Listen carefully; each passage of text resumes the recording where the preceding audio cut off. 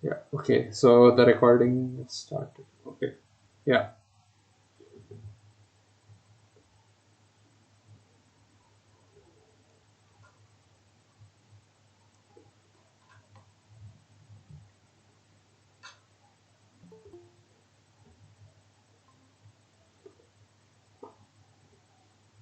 Okay.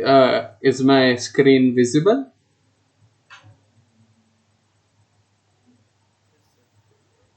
Yeah. Okay. So I'll now shift to the presentation. If you have any queries or while responding once again, unmute yourself and speak up during the full screen presentation. I'm unable to see the Google Meet chat box. So if you type something here, I may not be able to see and thus not respond.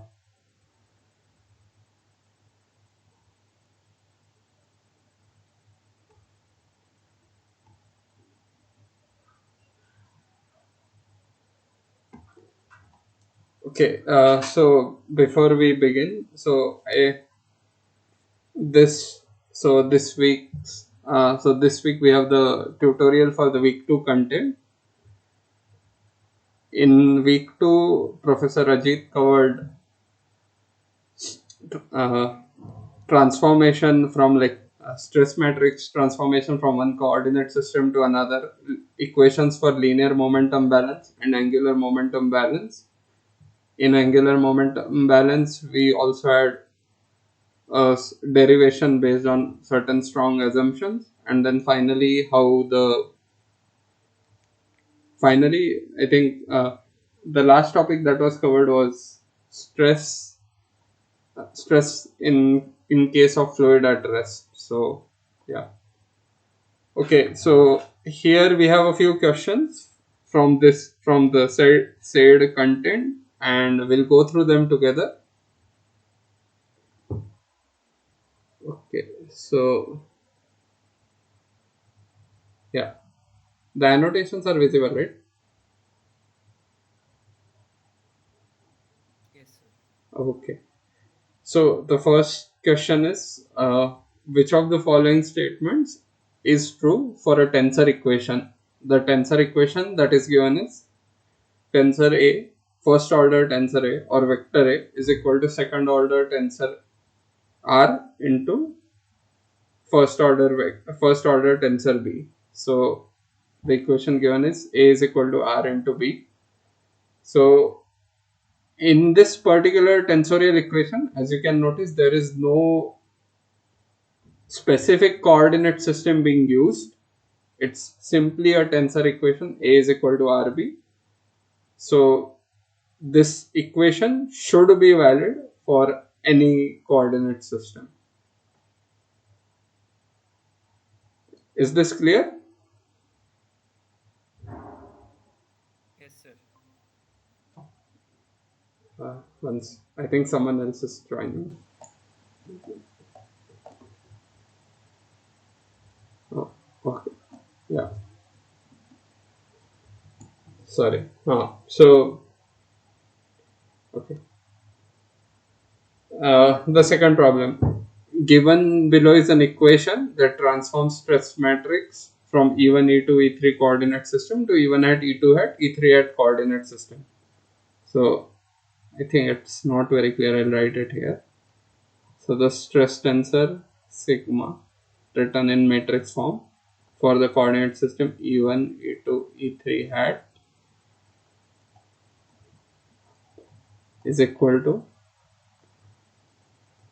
uh, matrix R, matrix representation of the second order tensor R in the coordinate system E1 E3 into sigma again written in E1 E2 E3 times R transpose again in E1 E2 E3.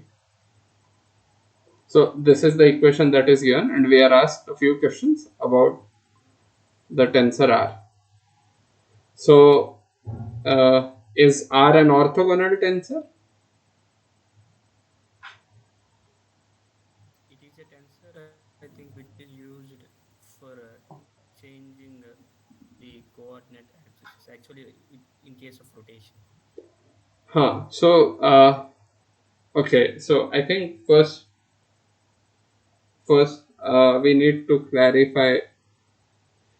So they have said that it transforms stress matrix from like even E to E3 to even at E2 at E3 at. So this equation that we have here seems very similar to the stress transformation equation.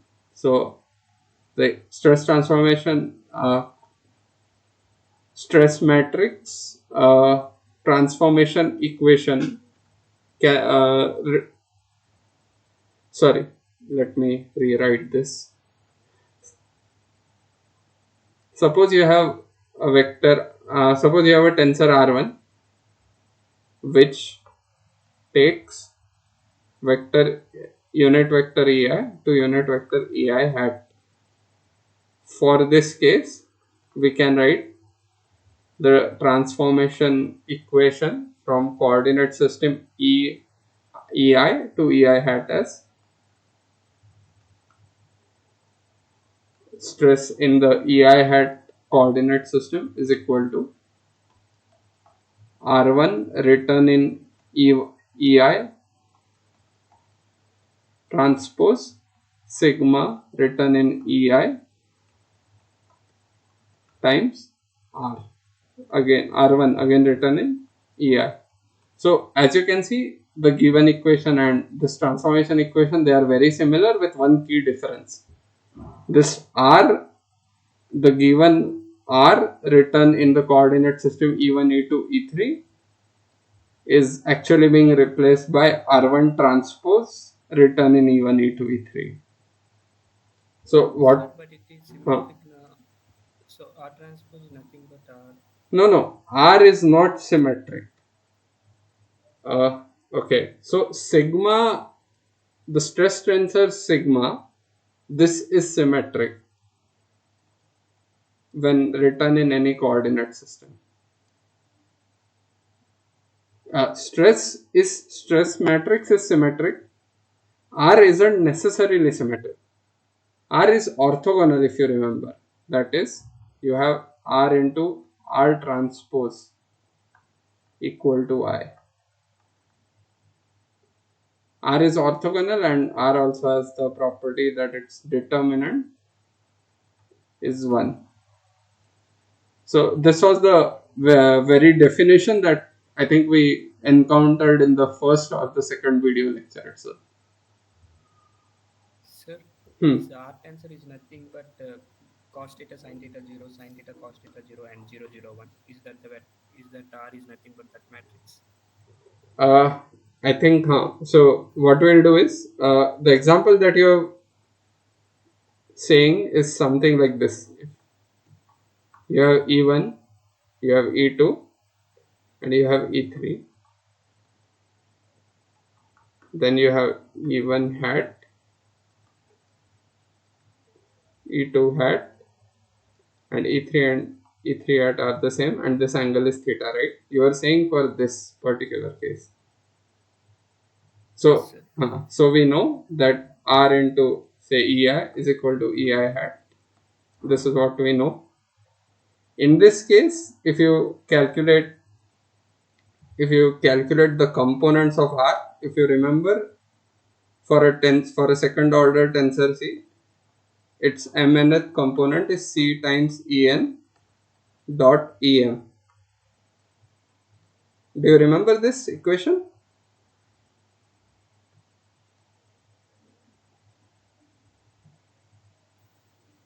So this was covered in the I think first lecture itself in the mathematical preliminaries. So we are looking at the nth component of the second order tensor C. So if I now want to calculate say R11, then it would be R times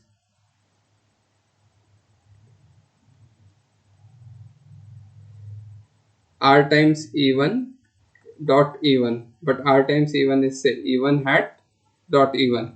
E1 hat dot E1 is cos theta as you mentioned, right? If you now calculate R12, right? R12 will be R times E2 dot E1, which is nothing but E2 hat dot E1, which is minus sine theta. And if you calculate R21 instead, you will see RE1 dot E2, which is E1 hat dot E2, which is sine of theta. So your R in this case, it's getting congested. So your R matrix becomes cos theta minus sine theta. You can verify this, these three entries will be like 0, 0, 1. Then here you have sine theta, cos theta, and 0, 0, 1. Okay. So as you can see, this is not symmetric. If I take a transpose, this minus sine theta will go here and this plus sine theta will go here. So R transpose in this case will not be equal to R. So is this clear? Yes, sir. You understood this derivation, or do you want me to go through it once again? Actually, I understood. Or we can actually um, componentize that E1 cap in E1, E2, E3. That is only we writing in that cos theta, sin theta, and 0. Hmm. And E3 we are compounding along the axis of main axis, actually E1, E2, E3. That only minus sin theta, cos theta, 0. Hmm. In the same way, E3 cap as 0, Correct. 0, 1. And this is Exactly. That was actually simple. So anyway, so but this point is clear, right? That R transpose won't necessarily be equal to R. So okay. yes. So coming back to the problem that we had, so we would normally have, like, if we do a transformation equation, we would normally have a transpose here, and like this won't be a transpose. So you would have like R transpose sigma R with all three written in E1, E2, E3. So this isn't. So this is similar to your transformation equation, but your R1 now, R1 transpose is now equal to R.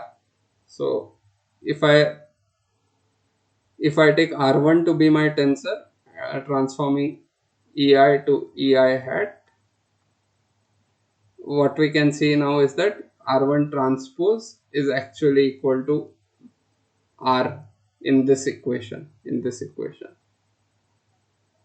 So if I substitute R equal to R1 transpose in this equation, what I would get is R1 transpose sigma R1.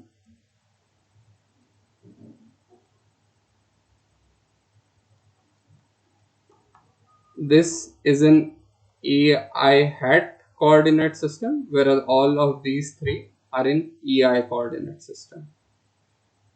One more thing you can do here is we can quickly verify that R1 transpose R1, this is actually,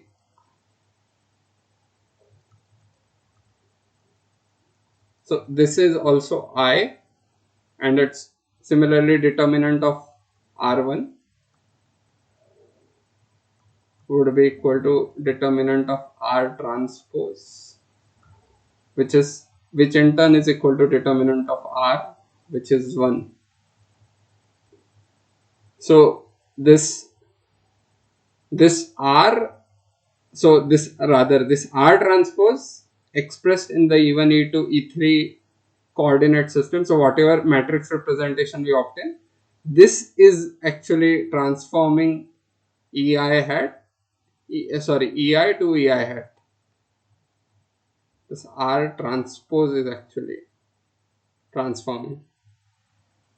Okay, so now we know a few things. Firstly, R is the rotation tensor, so it's an orthogonal tensor. Secondly, we know that R transpose actually goes from EI to EI hat. which means the other way around we'll have, so R would actually go the other way, going from EI hat to EI.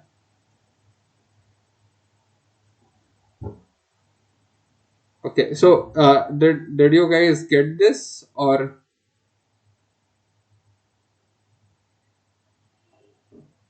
is this clear, or do you want me to explain it in a different manner? Sir, Hmm. transpose of R transpose is nothing but R, na? R transpose transpose. R transpose is R. So that is what I am doing, right? If when we go Yes. the other way, when we go the other way, so if you have R taking you from, if you have R1 taking you from EI to EI hat, then the reverse transformation will be given by R1 transpose. So since we now know that for this problem, it is the R transpose which goes from EI to EI hat, its transpose, which would be R, would go the other way around. So essentially R transforms basis vector EI hat to EI.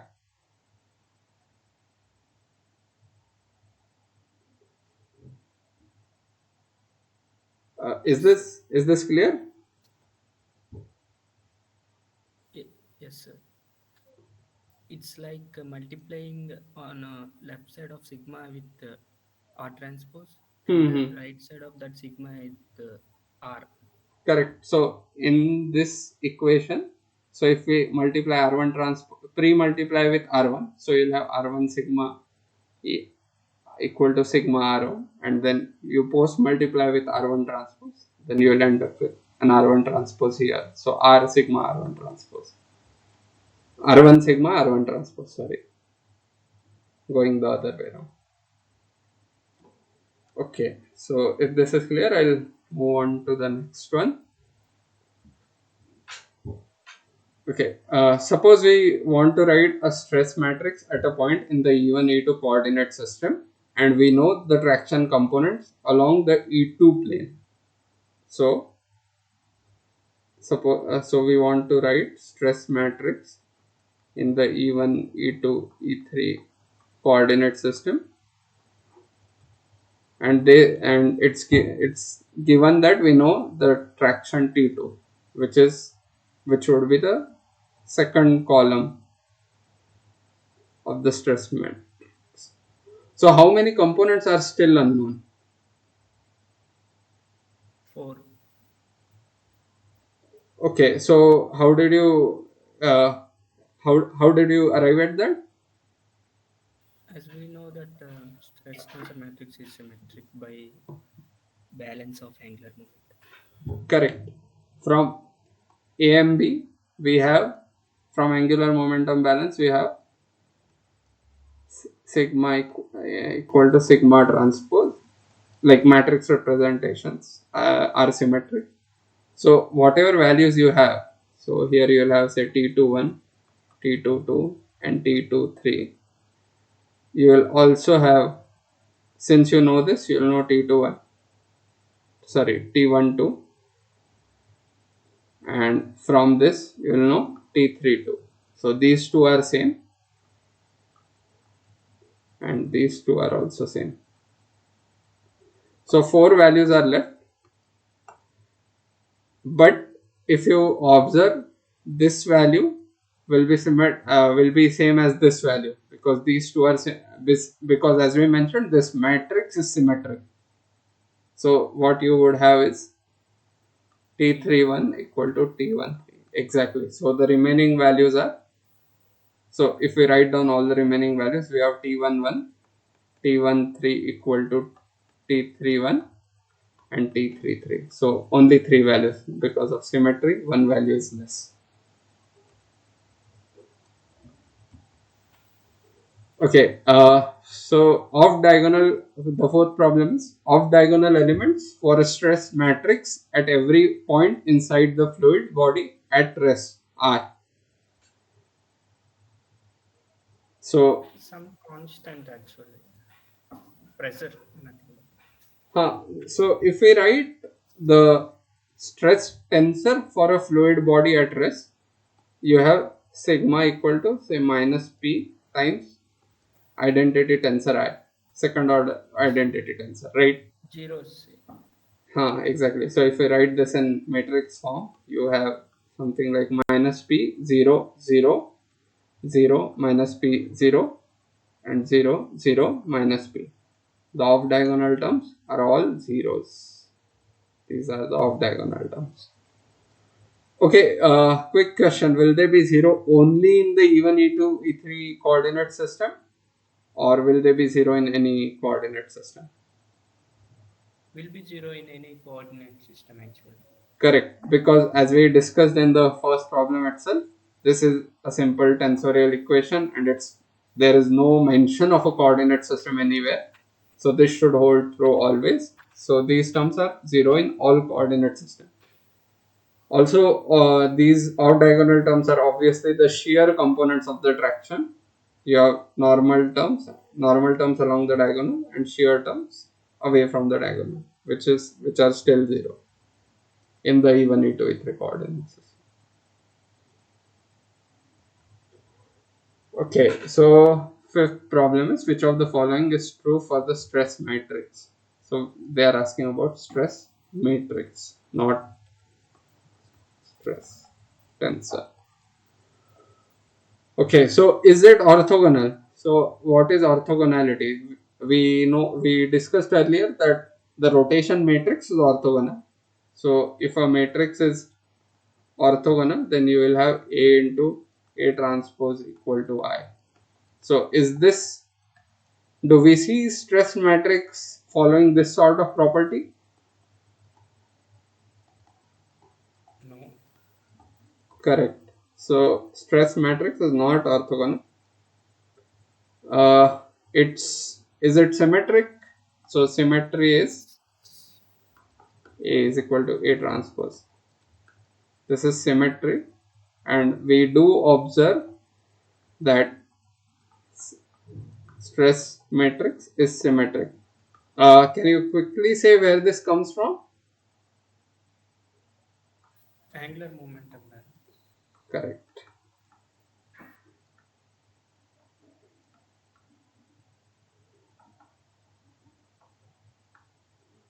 So it's symmetric. Obviously, that means that it's not skew symmetric. So quickly, I'll mention what skew symmetry is. Skew symmetry basically means that A transpose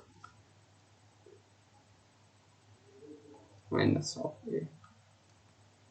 This is skew symmetry.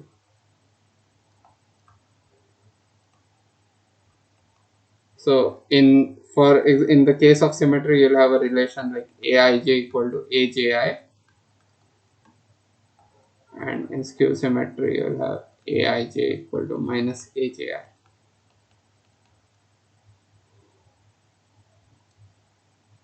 Quick, like a side question. So in case of a symmetric matrix like the stress matrix, we see that there are some diagonal terms, sigma 1 1, sigma 2 2, and sigma 3 3.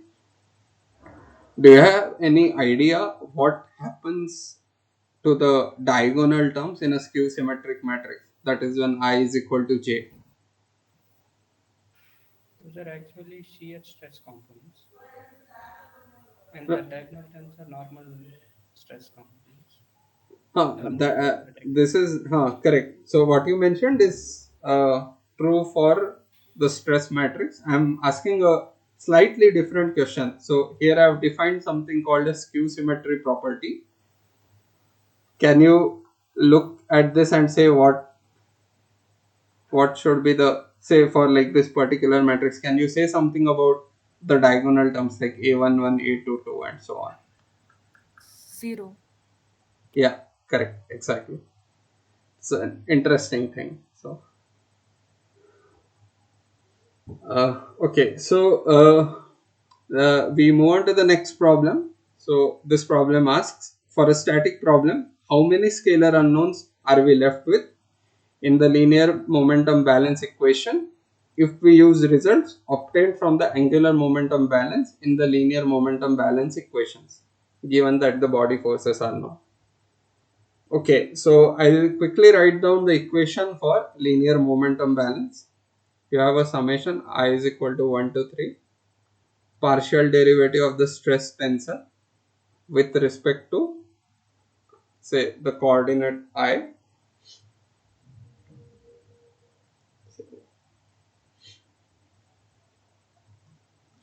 sorry, times EI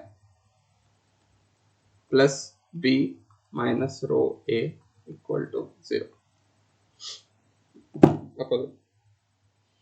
Sorry. So we have, this is a linear momentum balance equation, right? Now we are given that this is a static problem, which means the acceleration should be 0. So the body is not in motion at all, so obviously the acceleration is 0. So in this particular case we have A equal to 0. We are also told that the body forces B are given. So if I write this equation in an expanded form, what I'll end up with, dou sigma 11 by dou x1 dou 1 by dou x1. Sir, actually there are 6 unknowns. Uh, yeah, so I was just writing it down. So okay, the point made is quite correct. I'll quickly write down the equation as well. So you have like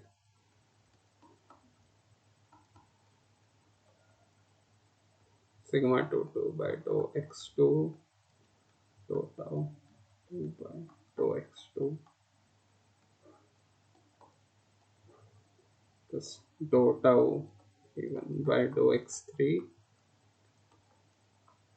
dou by dou x3 dou tau dou sigma 3 dou x3. This plus we'll have b1 b2 b3. This is equal to 0. So we are told that the body force is known. So b1 b2 b3 are known from angular momentum balance. So if you remember the equation of angular momentum balance, you have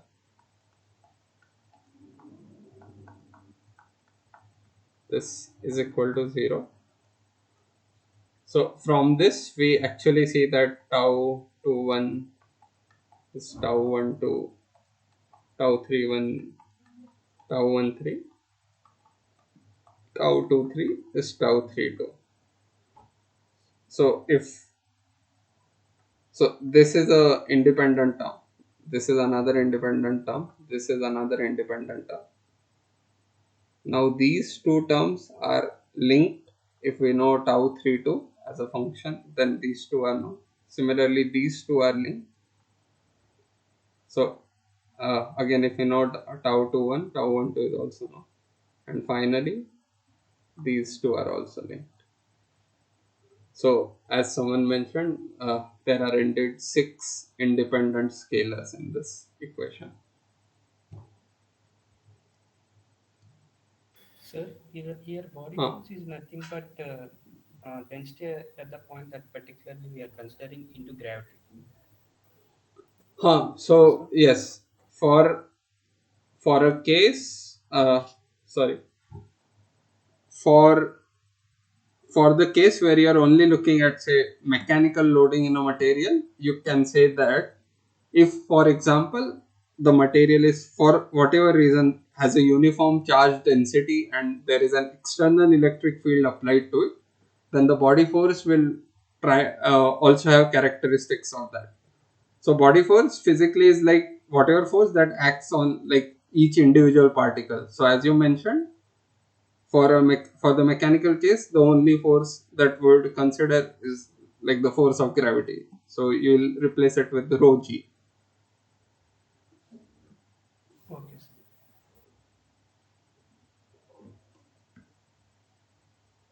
Okay.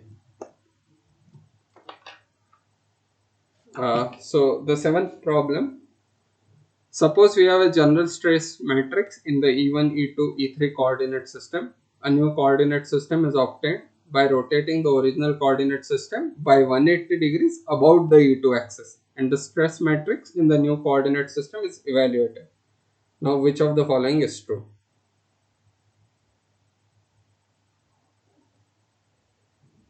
So you have stress matrix in E1, E2, E3 coordinate system, and they are asking us about stress matrix written in E1 hat, E2 hat, E3 hat coordinate system, where this is E1, this is E2, E2 hat, this is E3. Rotation by 180 degree would lead this to become E1 hat, and this vector going into the screen to E3 hat. So we are asked about this matrix. Okay, so right off the bat, we can say a few things.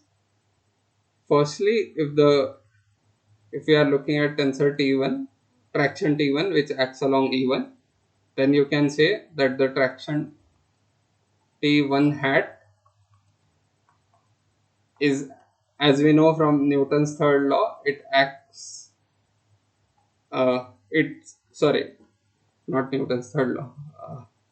So T1 hat will be equal to T of minus 1 in the first coordinate system, which is nothing but minus of T of 1. This comes from Newton's third law, whereas this would come from like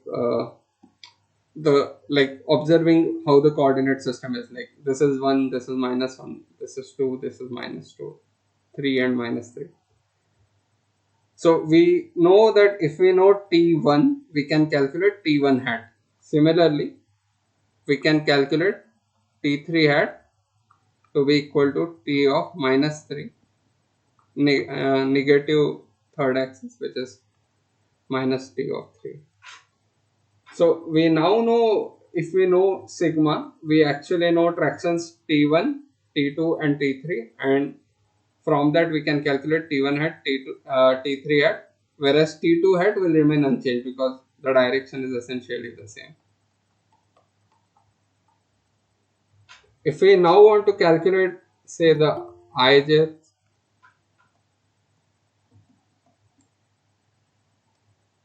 sorry, I think someone's joined. If we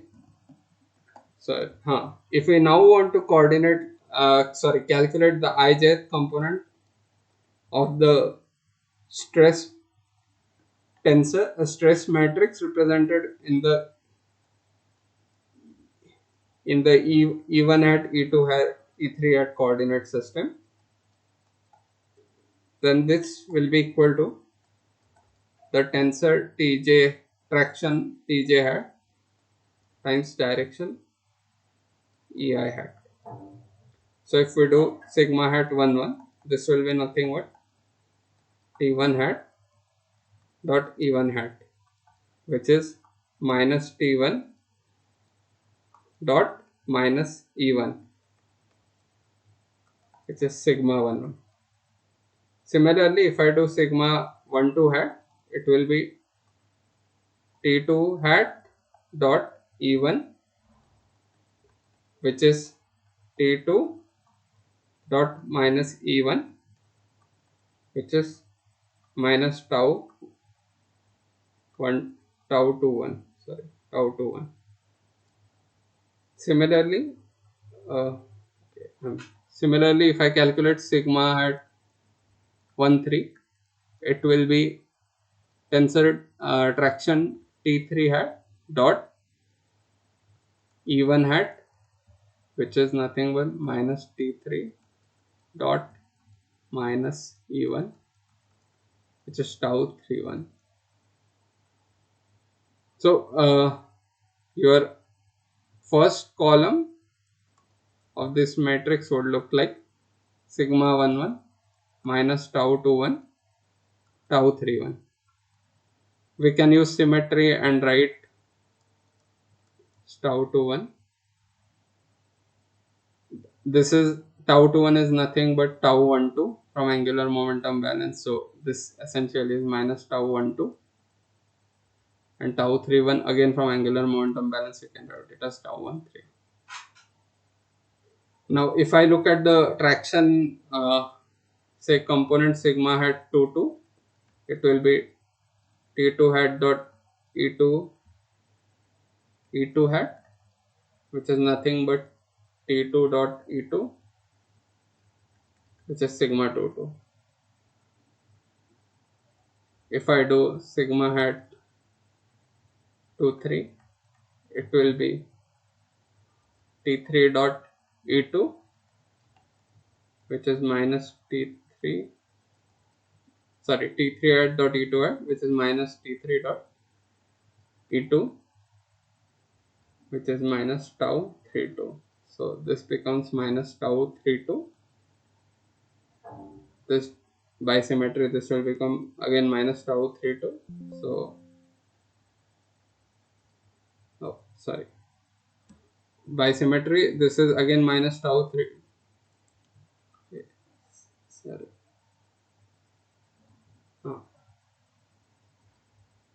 Uh, Minus tau 32, which will be equal to minus tau 23, and similarly you can evaluate this to be sigma 33. Now as you can see, because of this particular transformation, for only 4 components in the 3 by 3 matrix change sign, whereas 5 components are unchanged in sign.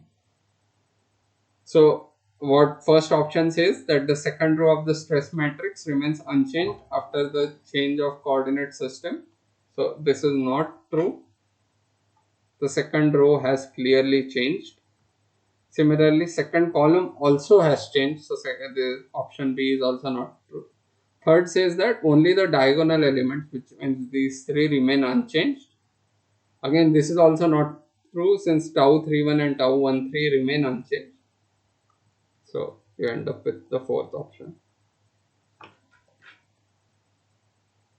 Is this clear?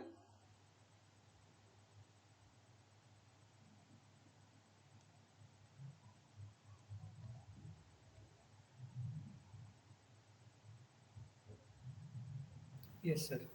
So you could always go through the R transpose sigma R, but that would be more cumbersome, which is why I concocted this geometrical, shared this geometrical explanation. Okay, so the next is, okay. So the next problem is, which of the following is true with respect to traction at the outer surface of the body?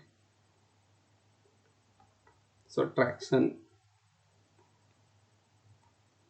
T naught. If T naught is the traction that is acting, then which of the following is true? It is equal in magnitude but opposite in direction to the externally applied force per unit area. So this is not true. Okay. Sir, is there any force at that point, external force, where we are finding the traction? How?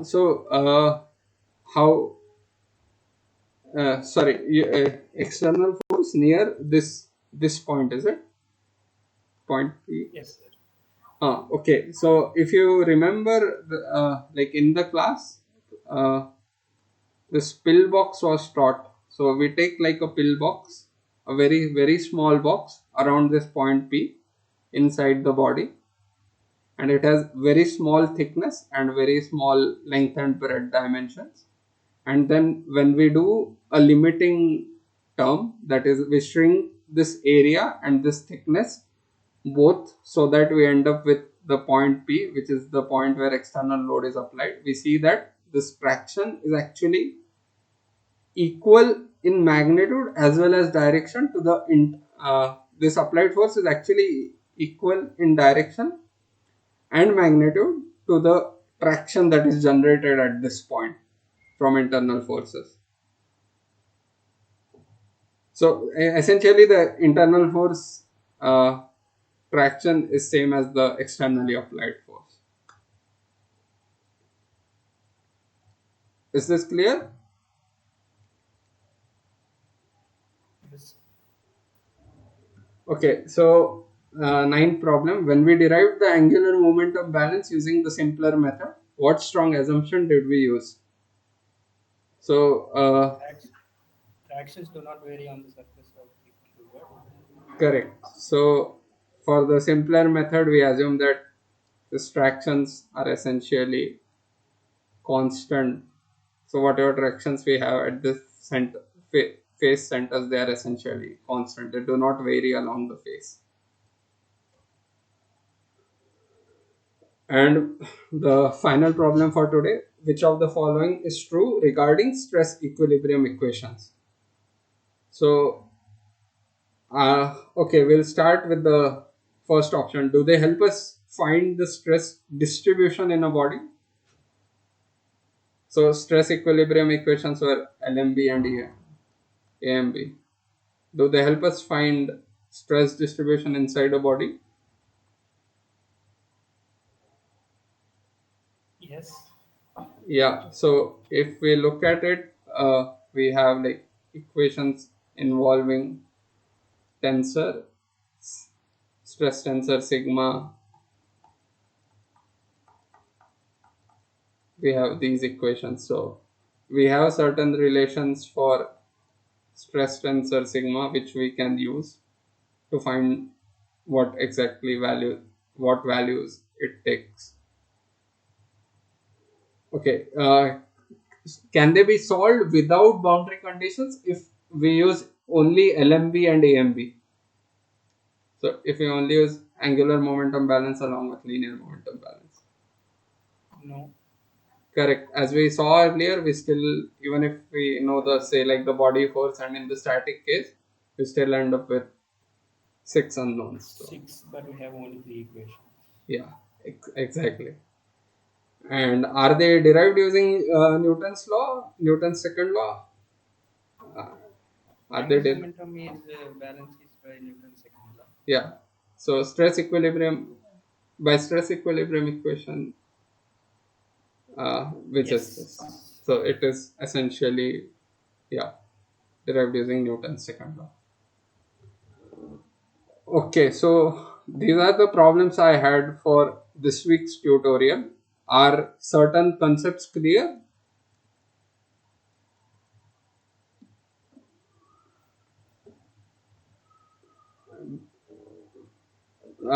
So were you able to follow all of these questions? Were you able to understand like whatever was being discussed today? Were you able to go through the lectures and understand them well, or do you have any particular doubts?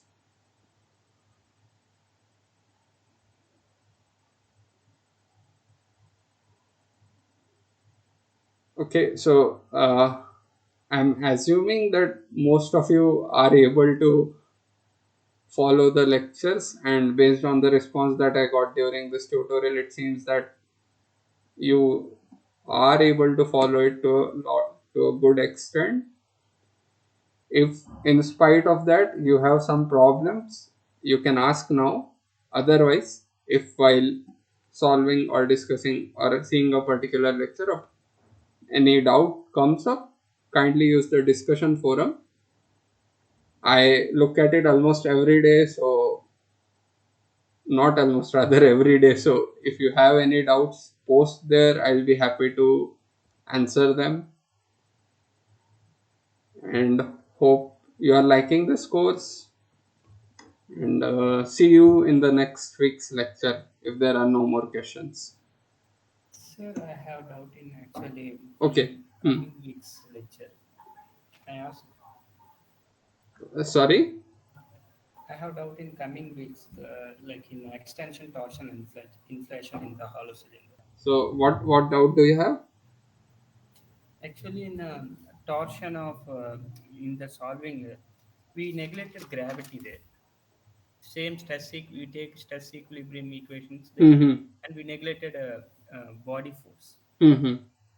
We didn't consider, but that is not the case in reality, now, sir, because the gravity and weight were acting, but we neglected and Mm-hmm. we solved different equations like rotation, how much for torsion case, how much Mm-hmm. angle is that changed. The remaining all equations we have solved by considering as gravity Mm-hmm. as zero. Mm-hmm. But actually, gravity will not be zero in real case. Now. So, is there any reason behind that, or what is it? There's a very practical reason to ignore gravity. So, if you look at the magnitude of other forces which are typically acting on your structural component, gravity comes like a very small fraction of it. So, essentially, like I'm just throwing numbers here. Like, say, suppose like the load on the structural component is like 10 kilonewtons. It is often the case that the load due to gravity is much lesser, like less than even might even be less than zero point 0.1 kilonewton or so. So practically it doesn't make any difference. So it's a practical consideration, so to speak. Oh, So gravity force can be neglected for most practical structures. okay, sir. Okay. Any other?